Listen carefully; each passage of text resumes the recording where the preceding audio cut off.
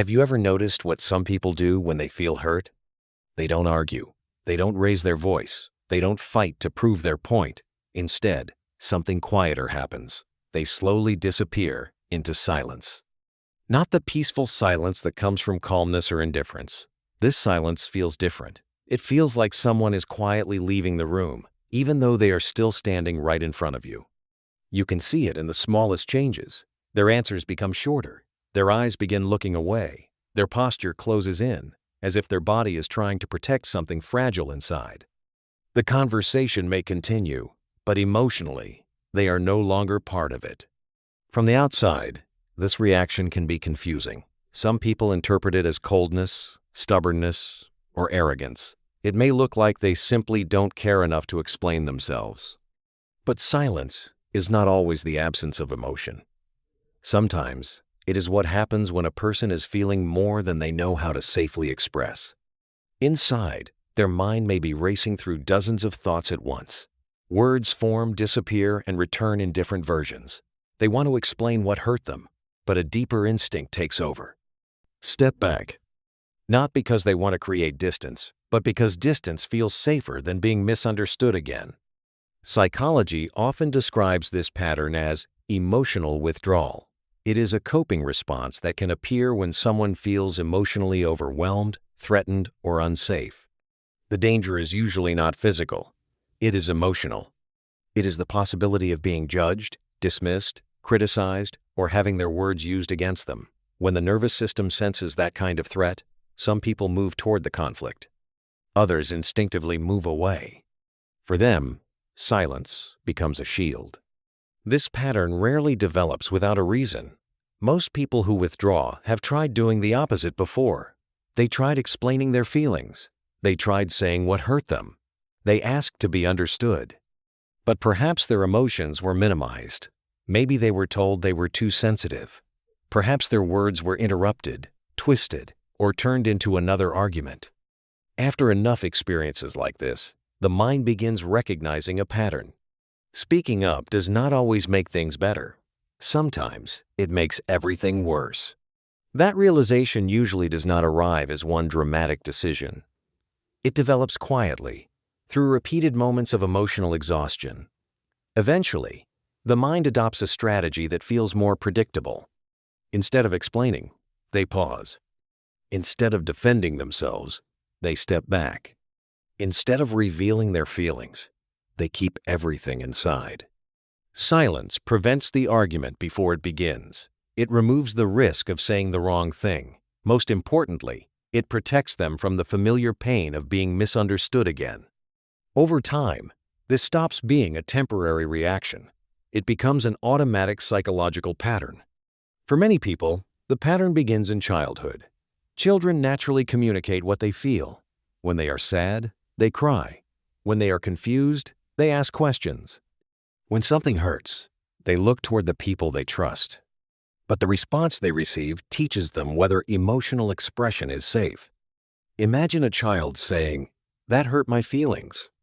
Now imagine being told, "You're too sensitive, stop overreacting," or "There's nothing to be upset about." The child learns a painful lesson. Their emotions are inconvenient, excessive, or unwelcome. Psychologists call this emotional invalidation. It happens when someone's feelings are dismissed, minimized, or ignored instead of being acknowledged. When this occurs repeatedly, the child begins adapting. Children depend on their caregivers for emotional safety, so they learn to hide whatever threatens that connection. Instead of expressing sadness, they hold it in. Instead of explaining their pain, they become quiet. Instead of asking for comfort, they try to manage everything alone. That child may eventually become an adult who struggles to express emotions, not because those emotions are absent, but because their nervous system remembers that expressing them once led to rejection. Even in healthier relationships, the old lesson can remain. Staying quiet is safer than risking another misunderstanding. One of the biggest misconceptions about emotionally withdrawn people is that nothing is happening inside them. Their silence may appear empty, but internally, the opposite is often true. They replay the conversation repeatedly. They analyze the other person's tone, facial expression, and choice of words.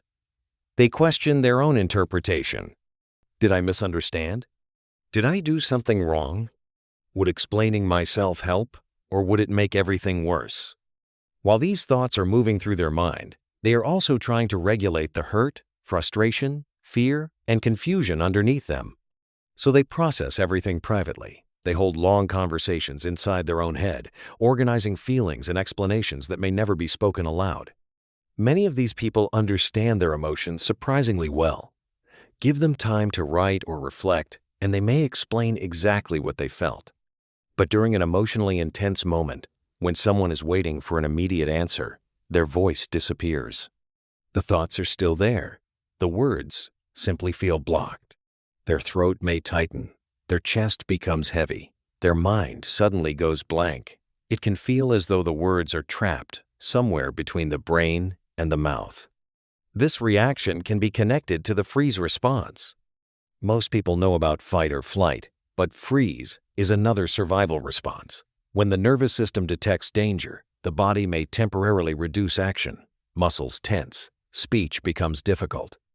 The mind feels overwhelmed or strangely empty. The body is trying to prevent the situation from becoming worse. For someone who learned that emotional expression leads to criticism or rejection, the freeze response may activate whenever they need to talk about vulnerable feelings. Their silence is not always a conscious decision. Sometimes, their nervous system has already made the decision for them. As this pattern continues, they become skilled at handling everything alone. They turn inward instead of reaching out. They process disappointment privately and rarely ask others for reassurance. From the outside, this can look like strength. They seem calm, mature, independent, and emotionally controlled. They rarely create dramatic scenes or demand attention. But that independence often carries a hidden weight. Every painful moment is absorbed rather than shared. Every misunderstanding remains unresolved inside them. They may avoid arguments, but they also lose opportunities to feel supported. Eventually, emotional independence can become emotional isolation. Asking for help begins to feel uncomfortable. Vulnerability feels unnatural, as if it violates a rule they have followed their entire life. And this creates a painful paradox. People who withdraw are not always trying to push others away. Many of them deeply want connection. They want to feel seen and understood, but the strategy they use to protect that connection can slowly damage it. When they feel hurt, they become silent. When something bothers them, they hide it. When misunderstandings happen, they retreat. To them, this is protection. To others, it may look like disinterest, coldness, or passive aggression. The more they withdraw, the more shut out other people feel. The more shut out others feel, the less likely they are to respond with patience. Slowly, the distance grows. The person who desperately wants to be understood begins to appear unreachable. The silence that once protected their inner world becomes a wall separating them from the connection they wanted to preserve. Healing does not begin by forcing that wall down. Telling someone, "You need to speak up," or "Just tell me what you feel," often creates more pressure and strengthens the silence. Healing begins with safety. It begins with a conversation where they are not interrupted, corrected, mocked, or judged. At first, they may share only one sentence. They may reveal one feeling instead of everything. When that small act of vulnerability is met with patience, their nervous system begins learning something new. Maybe speaking is not always dangerous.